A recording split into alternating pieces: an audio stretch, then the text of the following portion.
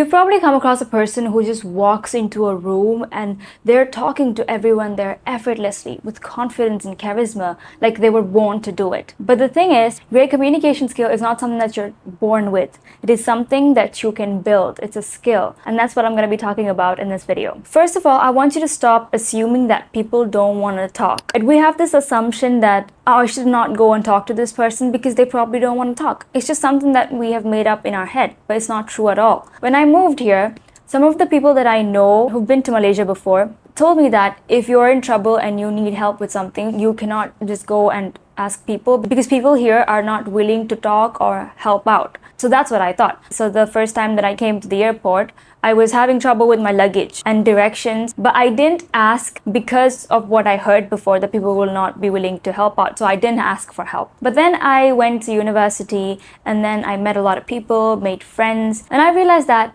the ones who told me that people will not be willing to talk probably did not even try it out. Because now when I have any kind of trouble, I talk to people. And the last time I had a little bit of trouble with something when I was out, every single person that I talked to saying, oh, I have this trouble right now, could you tell me what I can do? And every single person that I talked to, they were all willing to help me out. They were all telling me what to do, and some were even ready to go out of their way to help me out. So we're just assuming that people don't want to talk. I read a study that was conducted on strangers' willingness to talk. I think that's what the study was on. But the participants who were participating in the study predicted that strangers would only be willing to talk 40% of the time. That was their prediction. Okay, that was what people thought. But turns out the result of the study was that strangers were willing to talk or open to talk 87% of the time. We're assuming 40%, but it's actually 87%. So that just shows that we are in our head and we're trying to assume things, but that's not the truth. If you really want to talk to someone, just make the move. They will be willing to talk to you. And be the first one to talk. I know it's easier said than done, but let's try to take micro steps. Like when you see something genuinely nice in someone, just compliment them. Tell them that it looks nice, it looks good. And when you're talking to someone, ask them questions about themselves. People love talking about themselves. This is something that you've probably heard a lot of times. It is true. Just think about how much you would love to talk about yourself, right? Same thing with me. I love to talk about myself. Just like that, every single person on the planet loves to talk about themselves. Ask them open-ended questions. So instead of asking, did you have a good weekend? Because the answer to that is yes or no. But you could ask them, what was your favorite part about your weekend? Or what did you do this weekend? That would make them recall what they did the weekend, and they would love to talk about it. So it's not just about asking questions, because the person in the conversation with you is going to feel like this is some kind of interrogation. So you want to talk about yourself as well. When you're talking, be willing to share some things about your life as well. And now people can sense your energy. We are energy beings. We are made up of energy. So we're actually able to feel it or sense it. When someone's nervous, anxious, or if something feels off, we're able to sense it.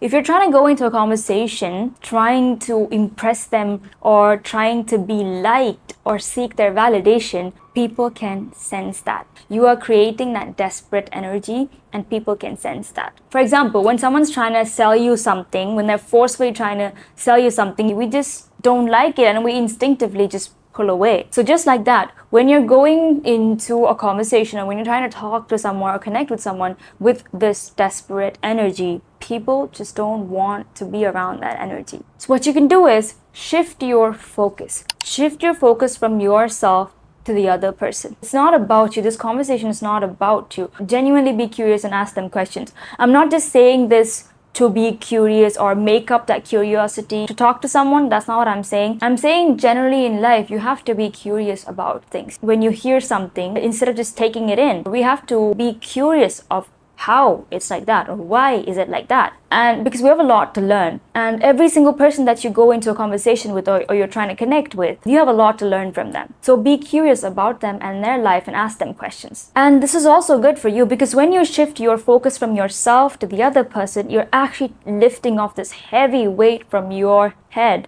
and you're giving it to the other person. And when you give it to the other person, you're making them feel special. And when you're putting your energy into making them feel valued and heard, people will just naturally feel connected to you. And this is something that I always tell someone who's tells me that I am genuinely having a hard time making friends and connecting with people, it's probably because you're just trying to connect with them with this desperation energy within you. People are going to repel that. You have to get out of your head. You have been telling yourself that you're not good at talking to people, maybe because of the past experiences that you've had and that have proved you that you're not good at talking to people. Or you must have had good experiences, but we just tend to focus on the bad ones. So from your past experiences, you have concluded that you're not good at talking to people, and that's what you believe right now. But the problem here is that your brain adapts to what you believe. This is called neuroplasticity. Your brain adapts and rewires itself based on your thoughts and behaviors. So if you keep telling yourself that you're bad at talking to people, your brain is going to strengthen that belief,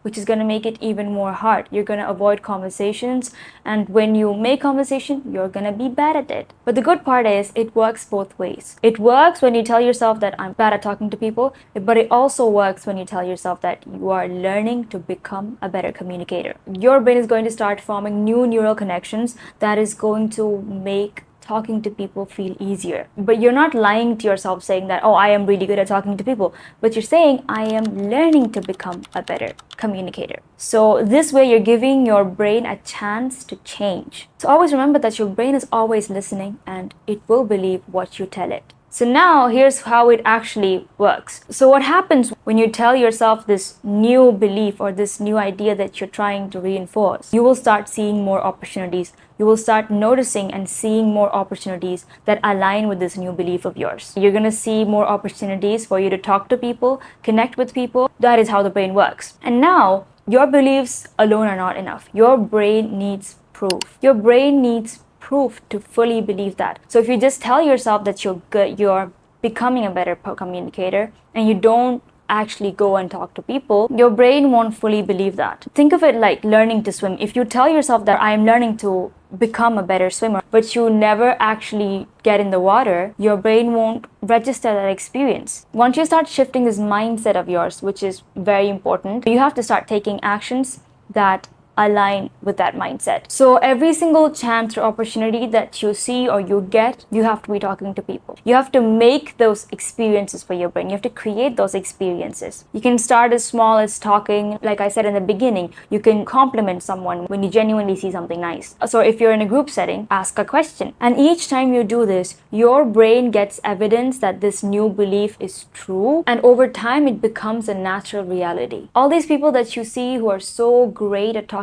to people, they were not born that way. They just have experiences. They have experiences from their past where when they talk to people, it usually goes well. And people like them and people like talking to them. They have all these experiences from their past collected, and because they have these experiences, they have the proof that they're good at it. Next time, they're going to go into a conversation feeling confident. It's not that you're bad at talking to people. It's just that you don't have the proof yet. You've not given yourself enough experiences to actually see that you're pretty good at it. And the only way to get that proof is you have to create those experiences for yourself. So like I said before, start small and start giving yourself these experiences where it actually goes good. When you are trying to create these experiences, obviously you're gonna face rejections. 87% of the time, strangers are open to talking, but there are other times that people are not open to talking, but you are going to get rejected at times, but it's totally okay. The reason for why we feel rejection is such a big deal, this is something that I've talked about in my previous videos. So going back to thousands of years, so we were all in groups, right? People were in groups